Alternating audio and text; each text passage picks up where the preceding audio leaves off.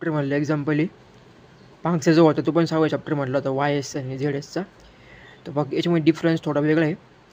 इथं Y11 आहे आणि इथं Z11 आहे. ओके, तर सगळ्यात पहिले फॉर्म्युला पाहून घेऊ आपण. Z11चा फॉर्म्युला काय V1S अपॉन I1S आणि Y11चा रेसिप्रोकल असेल म्हणजे I1S अपॉन V1S. तर आपल्याला ते फाइंड आउट करायचं. ओके, ते कसं फाइंड आउट होईल? सेम राहील, थोडं डिफरंट राहील फक्त. इथं आता हे दोघं आपण इथं समजा इथं हे टाईम डोमेनमध्ये आहे, तर तुम्हाला इथं फ्रिक्वेन्सी डोमेनमध्ये करावं लागेल. तर हेनरीचं 3 हेनरीचं काय येईल 3S आणि 5 फॅरेडचं काय येईल 1/5S. त्याच्यानंतर 1 हेनरीचं काय येईल म्हणजे 1S म्हणजे एस काही 1S लिहिला किंवा एस लिहा काही ओके नाही सारखंच आहे सगळं. आणि 2F म्हणजे फॅरेड, तर याचं काय येईल 1/2S.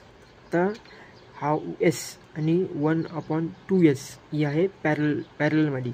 पॅरलचा फॉर्म्युला काय आपला जो आता समजा पॅरलचा formula R1 × R2 R1 + R2. आता इथं R1 जो असेल तुम्ही मेन्शन कराल तो, तर आपल्याला काय भेटेल 1S × 1/2S आणि 1S + 1S + 1/2 यस. तर याचं आपण आता हे ॲज इट इज राहील म्हणजे काही कसं राहील 1S. ओके, 1 × 1 1S काय सर फरक नाही. आणि 2S आपला आपण लागेल. फक्त इथं पहिला क्रॉस मल्टिप्लिकेशन करावं लागेल प्लस म्हणून. आता इथं 1 येईल, नसेल तर मेन्शन तर करा. आता यस 2S × S 2S² आणि +1 ॲज इट इज आणि 2S × 1 2S किट कॅन्सल राहिला आपला किती 1S. 1S राहिला आणि 2S² + 1 राहिला. ओके, हे मग आपला आला ZS म्हणजे आपला पहिला म्हणजे इथं फक्त इथपर्यंत आला, याला आपण मेन्शन करू ZS. त्याच्यानंतर काय करायचं, आता हे टी टर्म आहे ना हे सिरीजमध्ये आहे. तुम्ही याला समजा KVL तरी लावला तरी काय अडचण नाही आणि हे सिरीज बाय पॅरल खेळले तरी काय अडचण नाही. ओके, तर इथं सिरीज आहे त्याच्यामुळे काय करायचं, पहिले हे दोघांची प्लस करायची, याचं जे उत्तर येईल त्याला ZSने प्लस करायची. मी तसंच केलं आहे बा.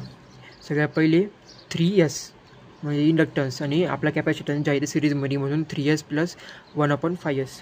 त्याची व्हॅल्यू किती येते जेव्हा आपण त्याला क्रॉस मल्टिप्लिकेशन करू तेव्हा 15S + 1 आणि अपॉन 5S. ठीक आहे, 15S² सॉरी. आणि प्लस आपला नंतर आपण ZS करणार आहोत म्हणजे आपला इकडचा व्हॅल्यूचा ZS.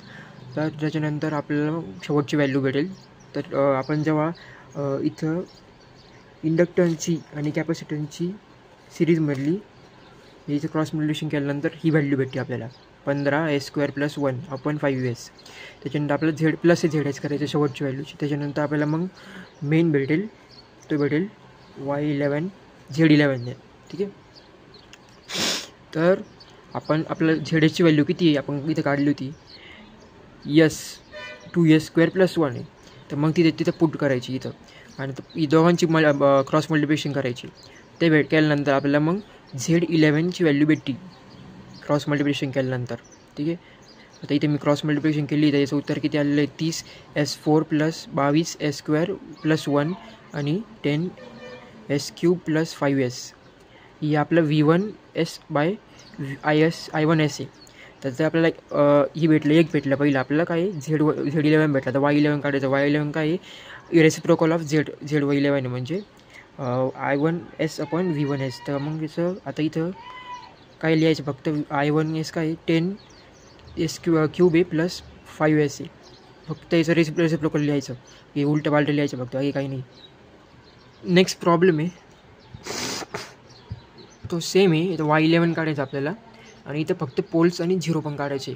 ठीक आहे, तर सेम प्रॉब्लेम आहे. याला टाईम डोमेन आहे, फ्रिक्वेन्सी डोमेनमध्ये कन्वर्ट करायचं. तर आपल्याला पहिले Y11 काढायचं असेल तर पहिले झेड काढावं लागेल. ओके, Z11 काढायचं लागेल. तर Z11 कसं काढतील, इथं पहिले Z1S Z1S काय आहे. ठीक आहे, नंतर Z2S आहे आणि आपल्या शेवटचा आहे ZTS. आता Z2S म्हणजे हा आणि Z3S हे दोघं पॅरलली. पॅरलचा फॉर्म्युला वापरून आपल्याला इथे मी पॅरललचा फॉर्म्युला वापरला आणि त्याच्यानंतर आपल्याला झेड डॅश म्हणजे इथं मेन्शन करू शकतो, काय पण लिहू शकतो मी, झेड डॅश एसची व्हॅल्यू आपल्याला मिळालेली आहे, म्हणजे 1/1 + s. ते आपण क्रॉस मल्टिप्लिकेशन करून आपल्याला भेटली, म्हणजे इथं फॉर्म्युला वापरून आणि ते क्रॉस मल्टिप्लिकेशन करून ती व्हॅल्यू भेटलेली. ओके. त्याच्यानंतर आता झेड डॅश एस काय आपलं कॅल्क्युलेट केलं आहे, मग नंतर सर्किट कसं बनेल, असं बनेल. त्याच्यानंतर आता काय आपल्याकडे आहे Z1s आणि Z'(s), ते आहे पॅरललमध्ये. ओके. मग ते आपल्याला परत फॉर्म्युला वापरायचा आणि त्याच्यानंतर आपल्याला कॅल्क्युलेट करायचं. मग आपल्याला काय भेटेल, कॅल्क्युलेट केल्यानंतर Z11 भेटेल, तो किती 1 + s s² + 2s + 2. ओके. आणि मग आपल्याला Y11 काढतो. Y11 काय म्हणजे रेसिप्रोकल आहे त्याचा, तर रेसिप्रोकल म्हणजे उलटं पालटं लिहायचं फक्त हे.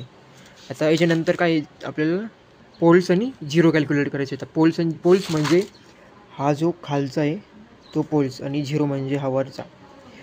तर आपलं इक्वेशन काय, हा आपला फायनल इक्वेशन आहे Y11चा. ओके. तर मग आपण काय करू, आता झिरो काढायचे. तर मग ह्या जे हा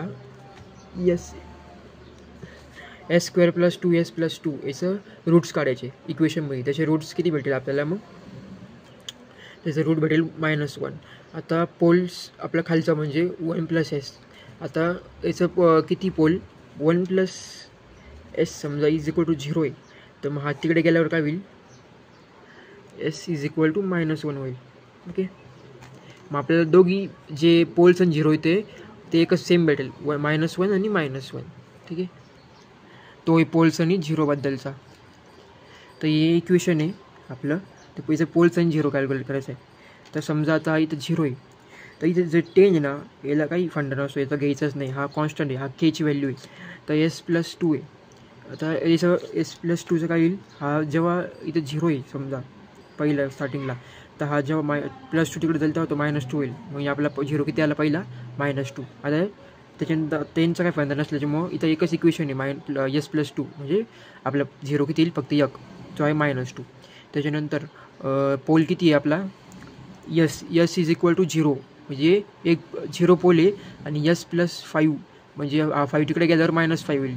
त्याच्यामुळं फक्त 2 पोल आहे, एक 0 आणि एक -5. मग नंतर आपल्याला त्याचं आपला ग्राफ ड्रॉ करायचा आहे. इथं इमॅजिनरी टर्म इथं मायनस आणि इथं रिअल आहे आणि इथं रिअल आहे, मायनस रिअल आणि रिअल. त्याच्यानंतर सेम प्रॉब्लेम आहे पोल्स आणि झिरोचा, s + 20. आणि आता इथं 0 किती येईल, s आपला एक 0 येईल -20 आणि पोल किती येईल, एक येईल 0, याचा यसचा 0 येईल पोल आणि याचा किती येईल -10. मग आपल्याला ग्राफ ड्रॉ करायच्या नंतर शेवटला. ठीक आहे. हा पोल्स आणि झिरोचा फंडा राहील, सिम्पल आहे.